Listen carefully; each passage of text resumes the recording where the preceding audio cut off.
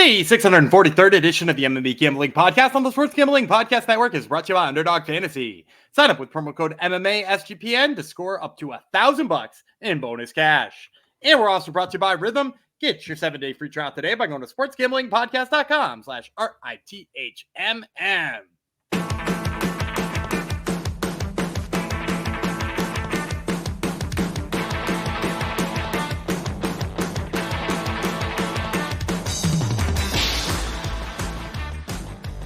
Howdy ho, Degenerinos. Welcome to episode 643 of the MMA Gambling Podcast and the Sports Gambling Podcast Network. Going out to Michael Wellmaker, who was the star of Wellmaker. Did I get his name right? I feel like I'm saying his name wrong. Yeah, who's the star of last night's or this past week's, Dana White Contender Series, and is seems like a genuine good dude. So more about him very shortly, because this is a Dana White Contender Series episode. We got season 4. And we're getting it to you early. I actually, just before we went on air, I found odds for the top 2 fights of the night. I don't think Gumby knows that. So there you go. I did not. Nothing else has been posted as of this recording. So that's one of the trade-offs, us getting it earlier 2 years. We don't always get the odds in time, but we can always discuss the odds when they do drop. Either you can discuss it through our comments on YouTube. So make sure you subscribe to that channel. Still lots more people watch than subscribe. So just hit subscribe. If these words are reaching you, it would be the MMA Gambling Podcast, or in our Discord, of course, sportsgamblingpodcast.com/Discord. I am Jeff Chalks Fox. My name on the Discord changes all the time, so I can't really tell you what my name will be, but you'll be able to tell. The dad jokes, you'll know it's me. This man's name never changes. He's always Gumby in there. He's the one and only Gumby Vreeland, and he is our Dana White Contender Series. You're back. You're back again. Last season was a little wonky. This season, you're back, right? Yeah. You know what? It always seems like the first week, it takes me a little bit to get going to. And now we're on back-to-back 4-1 weeks. I am in those 2 weeks, 8-0 on my, 7-0 on my favorites picks. I am 1-2 on the dog picks, but for plus money, thanks to our man Puliev hitting at plus 210 last week. So both on underdog picks and favorite picks over the last 2 weeks, we are net positive. So all good things on Contender Series. And yeah, to your point, let's talk a little bit about Malcolm Wellmaker.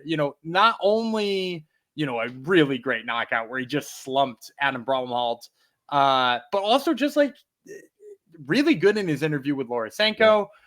Really good interview on the Top Turtle MMA podcast this week. Just toot my own horn a little bit here. Yeah, he's a really fun guy in general. Seems to understand the social media game as well. He is a little bit later in his career, which kind of surprised me. After both seeing some of his fights and how young he looks, and how then not necessarily young for the sport he is. He's not like an old guy, but he is 30 already, which is kind of surprising. But I am looking forward to seeing his debut. Also, just shout out to Michael Aswell as well. Ooh, look what I did there. Yeah, he won that fight. He won that fight. And I know the first 2 rounds were kind of coin flips. I definitely thought he won the first round. And a judge not giving him that third round was one of the most criminal things I've seen, because he had Bogdan Grad hurt to the body twice. Yeah. To the point where he was crumbling and not going to stand up completely. That to me is doing damage. Whether or not his eye was leaking still from the second round or not, I don't know necessarily that you can continue to count that. So I'm with Michael Aswell. And also maybe I'm being a homer here. I thought Piccinini won that fight, whether Dana White did or not. It was a close one. Yeah. And also for him to go ahead and read off the significant strikes numbers to kind of throw it in the favor of the guy he wanted to win. Yeah. Aswell had way more significant strikes than Grad. So you didn't get pissed at that one. If that's your barometer, what are you doing? Because Piccinini had a bunch of takedowns too. Bogdan Grad didn't have any real control time in his fight. So it seemed like a double-edged sword there. Piccinini getting to run it back is kind of dumb, but I think he'll win with a full training camp. Yeah, hopefully, since maybe you'll be picking. We'll probably get better odds next time, though. If you're, I'm hoping. I don't think you'll get negative 300 on him again, being it was a close fight and Dana White talked crap about him. Hey, maybe we'll get him as a dog. I said that would be nice. I said in the Discord, which we're already talking about these odds. I said I'm guessing small favorite on him, negative 120, negative 125. But hey, if Dana White wants to talk enough crap about him, talk me into getting him as an underdog, and Exactly. I will be more than happy to take him. Yep. Exactly. All right. Before we move on, we're going to give you winning picks for this week. Well, Gumby will. Everything in the merch store is on sale at 10% off with promo code football. Hot. So it'll be sportsgamblingpockets.com/store. Football is your code. And of course, there's stuff for every show, but MMA Gambling Podcast stuff is especially good because we have shirts specific for our show and silly things that we say on the show. So check it all out there. And college football kicks off this week, even though week 0 was last week. So some people kicked off last week. Other people are kicking off this week. Regardless, you can tune in the Sports Gambling Podcast and the College Football Experience for week 1 picks, regardless of what week they want to call it. Week 0.5, they got you covered. So check it out. All right. So you're 8-2 over the last. What were you first week? I want to say I think I was 2-3. It might have been 3-2 or 2-3. I can't remember. I'd have to go back and look at the sheet. He's still doing good regardless. So, all right, this week, obviously, same bat channel, same bat time. They're back to the 8 p.m. start times. Now, something called The Ultimate Fighter is over. So Tuesday nights, as per usual, ESPN Plus, as per usual, Las Vegas, Nevada, as per usual, UFC Apex, you know the routine. Thoughts on this week's crop of 10 fighters? Kind of weird. There's a lot of guys with like not a ton of fights, which is, I don't know if I'm pumped about it or not. There's also a lot of people who have fought for only one promotion. Mm-hmm. In fact, there's one fight where the 2 fighters have combined for 18 fights, and both of them have fought for one total promotion each, which is real weird. And they're also like not the easiest to get film on. I had to use some of my dark channels to get some Fusion Fight League film, which is, a thing we do here in the industry. So you can enjoy my breakdown of that when we get to it. Yep. You make it sound like it's this nefarious thing. But all right. Here we go. We are, like I said, 10 fights on this here fight card. Well, you said, yeah, there is a lot of inexperienced fighters. So it just gives Dana the excuse like, well, you don't have enough experience. So I'm going to pass. Well, don't let him on the show to begin with. Like, I guess Dana has no clue who gets on the show. He just shows up, and that's what he says. Actually, he just shows up and watches some fights. So, all right. Based on his reaction to some of the fighters, I'll believe it. Yeah. The fact he shows up though at this point is a bonus, I guess. Doesn't show up for much else. All right. We are starting off with a lightweight fight. Quillan Salkilld. Interesting name. Australia, obviously, with a name like that. Gage Young. There's an American name if I've ever heard one. 35 minute rounds, 155 pounds. We're going to kick things off with G Money. That would be Young. GEE space money. He's 8-1 with 5 knockouts, 1 submission. He's been submitted once. He's won 3 straight, all via TKO. He's fought at 170 pounds. That would be welterweight. And he's 1-0 as a pro kickboxer. No odds for this fight as of yet, unless I find some as Gumby's talking. Salkilld, 6-1, 2 knockouts, 3 submissions. He's been submitted once. He's won 6 straight fights after dropping his pro debut. Won his last fight via submission. Regional champion, 3 inches taller than Young. Is he part of the up-and-coming Australian contingent? Yeah, if you remember Cody Hyun from episode 2, who is maybe one of the better fighters on that one with the lightning hands, Salkilld is one of his teammates. They basically come up through the regional scene together. This one's interesting for me. I think Salkilld will be the favorite here. I think people are high enough on what's coming out of Australia right now. And if you've seen him fight, he's fought, it was Eternal MMA, right? He's their champ. I think so, yeah, which is the biggest, I guess, Australian promotion. It's right up there with Hex and Hex, in terms of their big ones. And he's their champion over there, has looked, pretty good defending it. I think he's a better striker than Gage Young, because if you've watched Gage Young fight, he's fought a lot for FAC. Which is the disgraced James Krause's former promotion. How do you pronounce that? Is it FAC? Yeah. Is it? I don't think you said you. I don't think you say these out. Okay. So I think Gage Young's going to be a dog here, probably in like the plus 170 range to Salkilld. And I'm going to actually go dog out the gate. I know we've been really chalky on Contender Series, but 2 things for me stick out here. I think Salkilld will be the favorite because of what we've seen from his striking. Gage Young does look like he's maybe a little rudimentary in his early striking game and maybe doesn't quite have it there yet.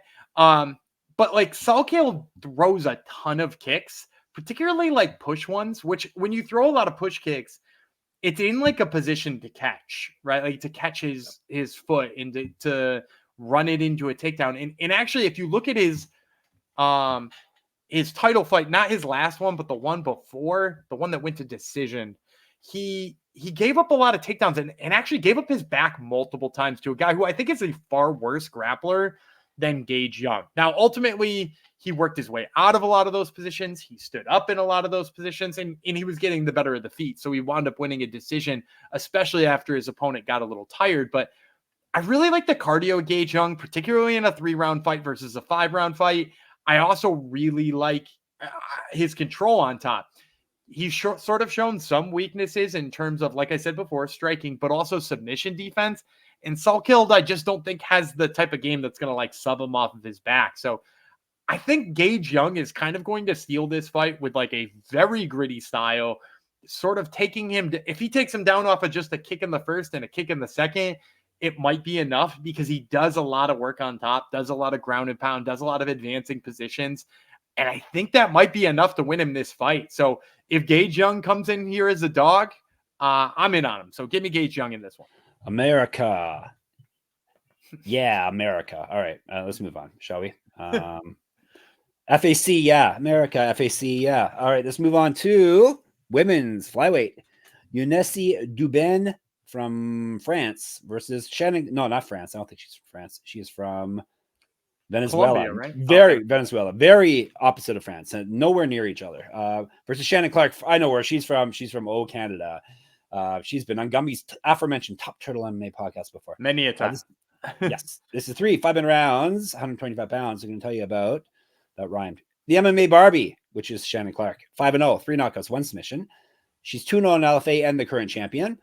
Was regional champion as well. Used to fight at bantamweight, 2 inches taller than Duben. Duben, 5-0 with 1 no contest, 4 knockouts, 1 submission. She also rounds. She won 5 straight fights. Was a regional champion. Used to fight at a strawweight, 4 years younger than Clark. So this one's interesting for me because they have such short resumes. I think the number will probably come in closer than it belongs at. I think Clark belongs at like being like a, let's say, -375 favorite. I'd like it to come in the like -225 range just because the records are close. And Shannon Clark's what you say 6-0 in her career? 5-0, I think. I think they're both 5-0. Yeah. Yeah. Only 5-0. So you see a pair of 5-0s, you'd be very shocked to see one of them as a large favorite. But I really think she belongs as that. Because if you watch Duben, 2 things. First of all, she's fought 1 time in the last half a decade. Her first 4 fights came with the 4th one being right before the pandemic started, right at the end of 2019. And then she didn't fight again until 2014 or 2024. So like not a ton of experience in there. Also, if you watch some of those fights, most of them are with women who are like 0-0, 1-3. And in a lot of those fights, she's trying to like impose her physicality and not really able to do so in like a meaningful way, right? Like she winds up being stronger than the woman she's facing, but like not measurably so. And she's literally fighting somebody who takes advantage of that style perhaps better than any regional woman I've seen since like, let's see, who fought really gritty when they were like 3-0 or 4-0, like Miranda Maverick when she was like 3-0 or 4-0. And I'm not saying Shannon Clark is the next Miranda Maverick. I won't go that far, but like at such a early stage in her career, she uses her physical gifts so much better than most women do. Like she's so strong. She's so tough in the clinch. She uses it for takedown. She uses it for knees to the body. She uses it for positional stuff. Like she looks so good in there. And then last time out, she shows off with her jiu-jitsu skills. She hits a bulldog choke on a Brazilian jiu-jitsu black belt in a title match. Makes some things happen in the cage that you don't typically see. Yeah. And, chokes are absolutely cold.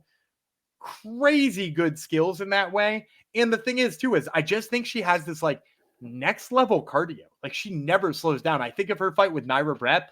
Naira Brep is a fighter who I think is got a lot of potential. She's fighting out of Team Elevation out there. Team Elevation, Factory X. Ooh, don't mix those up. No. She trains out of Factory X, and she's got a really good motor. She went in there and did not have the motor that Shannon Clark did. So to see Shannon Clark do that, use her physicality, and know that that's the type of fight Duben wants to fight, there's no way she can fight that type of fight against Shannon Clark. Give me Shannon Clark here. Hoping we get some low numbers on it. Wouldn't be shocked if she was a massive favorite. She's strong as good cardio from all the lumberjacking we do up here. That's yeah, that's right. That's right. That'll do it. All right. Before we move on, tell you about more Canadian stories. Let's tell you about Underdog Fantasy. Underdog Fantasy Pick'em gives you a chance to win 1,000 times your entry. That's even better odds than Gumby gives you on his picks. That's fantastic. Or you can play fantasy football the right way with Best Ball Mania. It's live, and you can win $15 million in prizes. You can now use specials and boosts in all flex entries. Gumby, what you got for us? It's Thursday at the time you're listening to this, so let's go with Brady Singer, who is low-key been nabbing a whole bunch of strikeouts as of late. He's got 20 in his last 3 games, which is kind of a surprising number for him at this part of his career. He is up against the Astros, so you're going to see that projection probably come down a bit. I don't have the projection in front of me right now, but I do like his chance to get a whole bunch here. So give me the higher than on Brady Singer's strikeouts. All right, fantastic.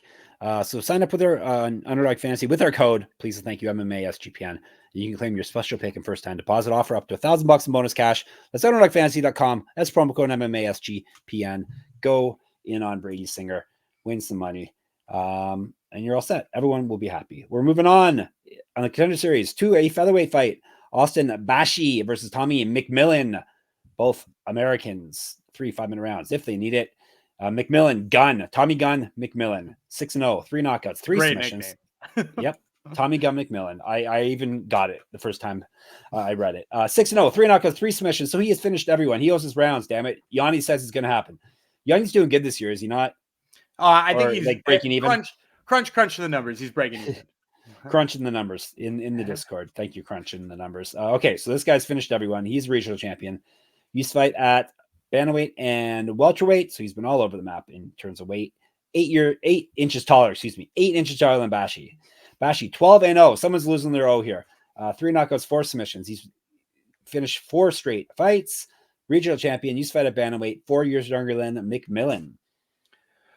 So I think Bashi is going to come in here as a favorite. I'm not going to say a huge one. We'll say like negative 165 to like a plus 140 on Tommy McMillen. The reason why I think it will come in there, first of all, double the wins. That means something. He's also one of those guys that they've been talking about as this like young, hot prospect who will like fight every weekend for a while now. And he's the one who's fought entirely for Lights Out MMA, which I'm pretty sure airs on Spectation Sports, which is where you can get like Cage Titans now and stuff like that. And they make their fights really available afterwards. Like they, shortly after the fights, they wind up on YouTube. So like you can wind up seeing Austin Bashi. You can go back and probably watch all 12 of his wins. I think that does a lot for odds in the grand scheme of things. So I think he's going to come in as a favorite. I personally am going to take Tommy McMillen. I think in the little bits that I've seen Tommy McMillen, again, he's the one who fought for Fusion Fight League, which I had to find a friend of a friend who had like sketchy tape on a cell phone in order to watch Tommy McMillen, because he doesn't, there's not a lot of footage out there on him. But the thing I will say is, so first of all, Austin Bashi, a guy who wants to take down. He's got some decent high kicks, but at 5'3" at featherweight, like how many high kicks are you landing, right? You're going to have to be pretty damn flexible to get your leg up that high, especially against a guy who's 5'11", right? And in addition to that, like his game is pretty much take people down and sub them, take people down and sub them. Tommy McMillen has an exceptional takedown defense game. If you watch any of his fights, he digs for underhooks the second people get in there. And the thing I like best about the way Tommy McMillen does that is he immediately punishes his opponents for a bad shot. He grabs all, he gets the double underhooks. He like half Nelsons the head sometimes, throws knees to the head, throws knees to the body, hurts them, disengages, and immediately starts throwing hands. And the thing I like about that too is he's training partners and like best friends with the perfect person for that style. He trains regularly with Sean O'Malley. Like Sean O'Malley's his like, number one training partner, the guy he goes to work with all the time.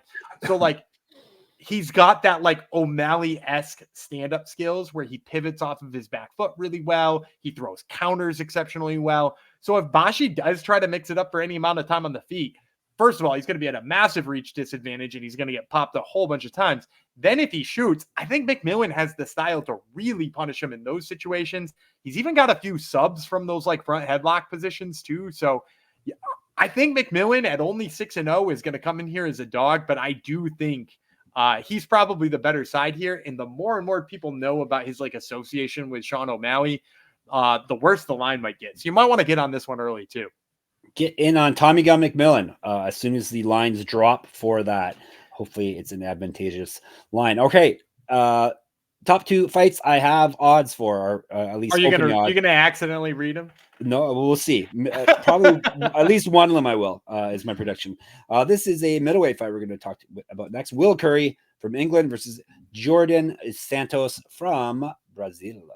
3 5-minute rounds if they need it, but they better not need it because Dana White wants blood. We'll tell you about Currie first. Drago, 12-3, 4 knockouts, 6 submissions. He's been knocked out once. He's won 3 straight and 7 of 8. All 3 of his last wins have come via finish. 8-3 in Cage Warriors, so he's fought at a very high level. A year younger than Santos, 3 inches taller. Santos is Shakur, of course. 9-1, 3 knockouts, 4 submissions. Never been finished in a fight. He's won 4 straight fights. He's not lost since January 2019. He has not fought though since November 2022. Regional champion. Used to fight at heavyweight and welterweight. No odds. I did it.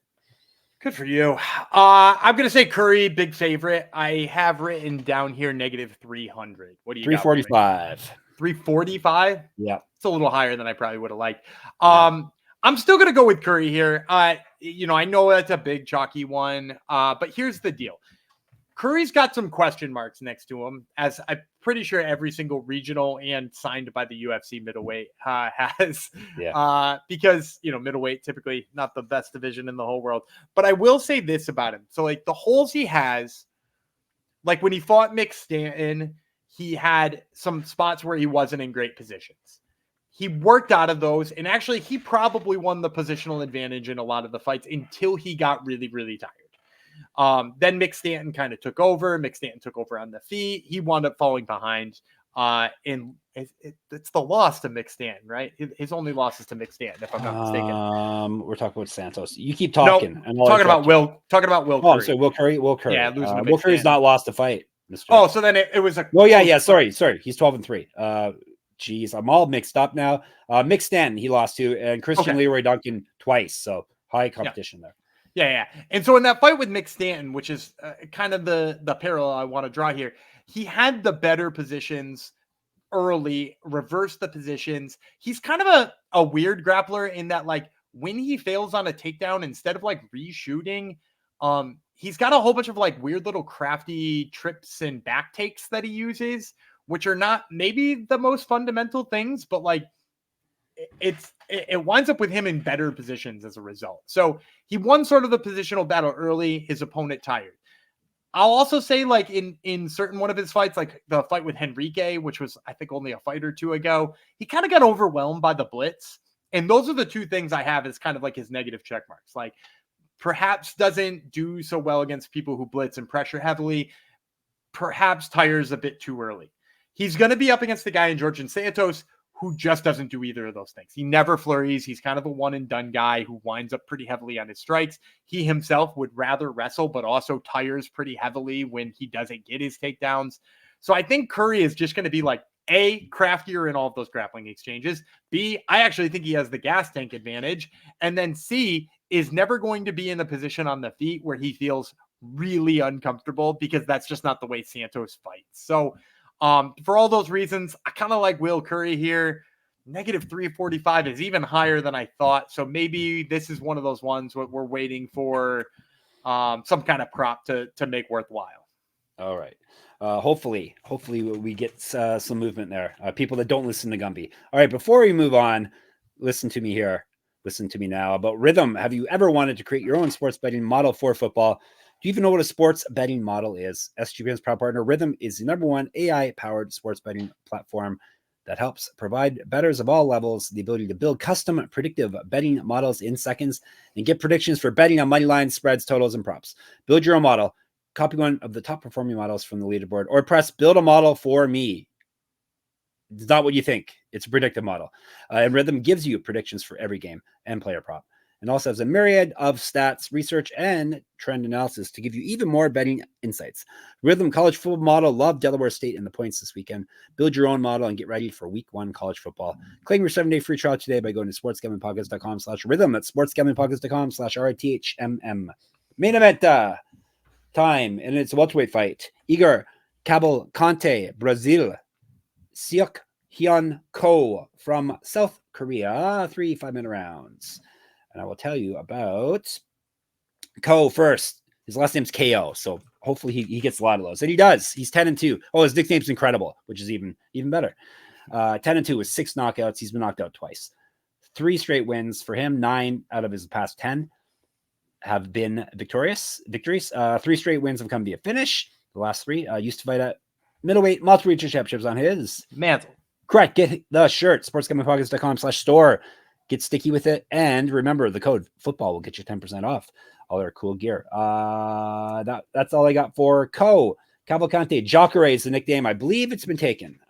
He's 9-0, 7 knockouts, 2 submissions. So he owes us rounds. He has multiple regional championships on his mantle. Correct. Get our swag at sportsgamblingpodcast.com/store. Football is the code. Used to fight at middleweight as well. That must be why these guys are headlining a Apex card. They both used to be middleweights. One of those pro boxer. I think he was in cage boxing, boxing in the cage, if that matters to you. A year younger than Ko, an inch taller, and I didn't tell you the odds. I made it. You did it. Look at you. This one's tricky too, because Cavalcanti, not a lot of film out there on him. I had to dig around this week quite a bit for Dana White's Contender Series. But what I've seen from him and what I've seen from his record, I got to imagine he's a big favorite. I wrote down originally -400. What does it look like? 345 again for this one. So okay. So a little 250. Okay. So a little bit down from where I thought that was. Again, without a lot of film, it's hard to say, like, I think that's a good value. I do think he's the right pick here. And the big piece for me is, like, in the bits and pieces I can see, the guy moves forward and he throws hammers. Like, this guy is just out there to knock your block off in almost no time flat. And the maybe the best part about it is, and the couple of times I've seen him not succeed in that, he just winds up in the clinch with, like, above average wrestling and really good top jiu-jitsu. It's hard to tell if he's like a super prospect or not, because a lot of these fights are against kind of crappy competition. A lot of dudes you've never heard of before, a lot of dudes with kind of questionable records. I got a lot of guys who have halfway decent looking records, and then you dig into their records and those ones are questionable. So, like, it's hard for me to say, like, is he doing this against a good enough level of competition that it's replicable? But I do think stylistically it works against Hyun Ko, because Ko is a guy who, like, fights out of a low karate looking stance. He doesn't throw enough volume to really deal with a guy like that. I haven't really seen, like, a lot of, like, one touch knockout power that makes me feel like that big counter strike is coming when Cavalcanti overextends himself. In his, he fought this guy who was 29, 28, and 6, like 2 fights ago, which is, like, not the most uncommon thing. And some of those, like, Asian MMA records, like, there's journeymen over there that make our journeymen look silly. And so he fought this guy and he did win the fight. But at the same time, when they got into grappling exchanges, when they crashed into range, the big journeyman wound up with his back, and not just once. He wound up with his back twice. Once, like, with his flat on the mat, once up against the cage. And I just think, from what I've seen of Cavalcanti's jiu-jitsu game, if that winds up being the case for Ko here, I just really don't think he's going to get out of those positions. I think he's going to be stuck there. I think there's a good chance he gets subbed. Or I think there's a good chance that Cavalcanti just opens up and drops enough bombs from those positions to put him out there too. So I like Cavalcanti.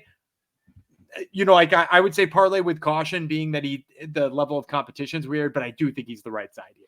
And he's got a fantastic afro in his Tapology picture for what that's worth. So, all right, recap. Gumby is going with the fight, the parlay, not parlay, the favorites fight league that we got here. It's all chalk. No, I think not all two chalk. dogs. I think I got two dogs. Hopefully at least two dogs. We'll see. Cavalcanti, Currie. He's got McMillen. He has got Clark. He's got Young. So yeah, a couple dogs sprinkled in there. But hey, he's contractually obligated to give you winners, whether they're dogs or not. So get in the Discord and we can discuss the rest of these odds when they drop for the rest of the fights at sportsgamblingpodcast.com/Discord, or we can discuss it on our YouTube channel. That would be what's the name of our show again? MMA Gambling Podcast? Yes, yeah. MMA Gambling Podcast. Check that out. Or search for grandma videos, or search for how to make cocaine, and you will find our podcast. What else? Where else can you find us? On YouTube. I told you that. On Twitter, SGPN MMA. He's at Gumby Vreeland. I'm a Jeff Fox writer. You can find me on Instagram, same handle. You can find me at my Substack, moneymma.substack.com. A lot of data-driven articles there, weekly UFC pick'em contest. Check it out. Gummy's got Top Turtle MMA podcast in your ears every week. Make sure you get that. He talked to the star of last week's this past episode of Contender Series on this most recent episode, Mr. Wellmaker, and he also talks to the Mindless Hulk. So what more do you want? And I'm not on it, even better. And of course, sportsgamblingpodcast.com is our mothership. Sportsgamblingpodcast.com/store is where you get the swag. Remember, football is your code.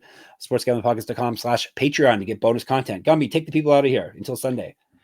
All right, I'm Gumby Vreeland. He's J Money Fox, and we will see you on Sunday.